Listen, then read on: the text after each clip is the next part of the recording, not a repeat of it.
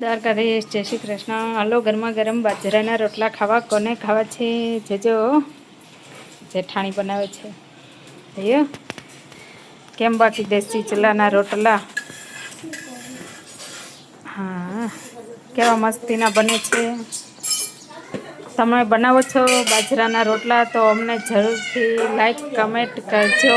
જરૂરથી બાજરાના રોટલા ગરમા ગરમ અને આખા તુરિયાનું શાક જોજો ભરેલા છે. જોયું કેવા મસ્તીના છે. જેને ખાવા હોય એ આવી જજો. હવે કુકરમાં વઘાર દઈએ છીએ. જો તેલ મુકાઈ ગયું છે. તડ તડ કડાટી.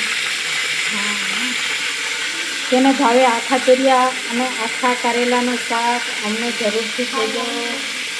તુરિયા છે આખા ભરેલા અને હમણાં કારેલા તમને બતાવું છું. જરૂરથી કહેજો. લાઈક કમેન્ટ કરજો. જરૂરથી લાઈક કમેન્ટ કરજો. હમણાં આખા કારેલા બતાવું. હો, આખા તુરિયા આખા કારેલા આવી કઈ કારેલા કહેજો. તમે આખા તુરિયા આખા કારેલા કેવી રીતે બનાવો છો અમને જરૂરથી કહેજો. અમે લસણ ભરીએ, આદુ, મરચાં, ધાણા, ચણાનો લોટ બધું ભરીને બનાવીએ છીએ. જય દ્વારકાધીશ. જય દ્વારકાધીશ. શાક ખાવું છે કારેલાનું પણ કડવું ના લાગવું છે. કેવા નિયમ તો શું કરવું જોઈએ અંદર એ તો કહેજો. મણે ખાંડ નાખવાની. મને ખાંડ નાખી દે તો મીઠું. કારેલું તો કડવું જ હોય.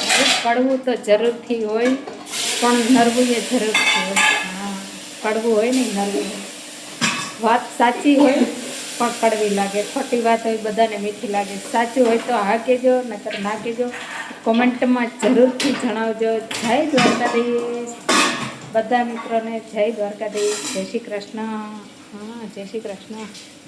જય ઠાકર. જય ઠાકર. બાજરીના રોટલા,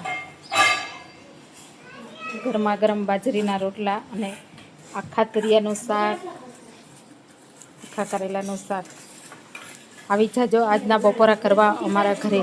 હા, આજના બપોરા કરવા અમારા ઘરે આવી જાજો. જો રોટલા બને છે ગરમા ગરમ. જોયું.